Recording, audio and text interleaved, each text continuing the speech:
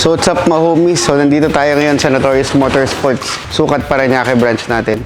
So ngayon magpapasko, meron kami mga promo ngayon. Itong customer namin na to, galing Pampasig. Tumawag lang kaninang alauna, tapos natapos kami ngayon alas 7. Bakit kami natagalan? So gumawa kami ng X-pipe, gumawa kami ng downpipe niya at air intake. So ito, mga ginagawa namin sa mga Mustang, lalo na yung may active mode at yung may silent mode. So ito siya. So pag nakita nyo, ito yung pinaka-exhaust niya. So dito sa Notorious, napapagana namin yung active mode, silent mode, saka yung track mode niya. Sa iba kasing shop, hindi na nila nagagawa yun. Pero dito, nagagawa pa rin namin. Gumagana pa rin lahat. So, ito yung ginawa namin. So, ito na siya. So, naka-X-pipe siya. Yan, kung makikita nyo. Tapos, nilagyan namin ng flexible pipe para maiwasan yung vibration. Siyempre, importante, walang check engine. So, dito, gawa natin, ayaw namin na may check engine. Galit kami sa may check engine. Kaya medyo mataas kami magpresyo. Kasi alam namin yung sakit ng ulo. So, ito, nagtanggalin kami ng catalytic. So, siyempre, pag nagtanggal ka ng catalytic, minsan nagkakaroon ng check engine. Pero dito sa Notorious Motorsports, walang ganun. Dahil kami ang #1. Dito sa Pilipinas, kami ang the best. Kung gusto mo ng magandang trabaho ng exhaust system, dito ka pumunta sa Notorious Motorsports. Kung gusto mo ng cheap, doon ka na sa labas. Okay? So ngayon magpapasko, pasya lang kayo dito sa Notorious Motorsports.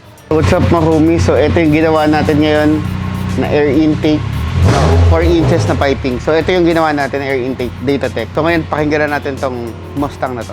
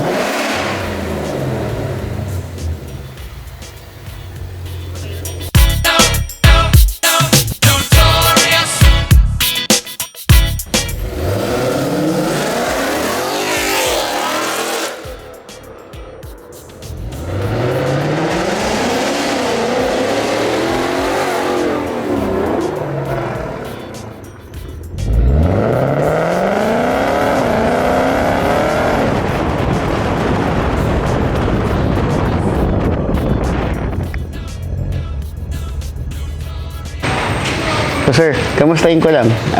Maganda ba yung tunog na kinalabasan ngayon? Sobra. How about yung hatak boss? Bumilis ba? Bumilis talaga. Mas bumilis. Okay, thank you sir.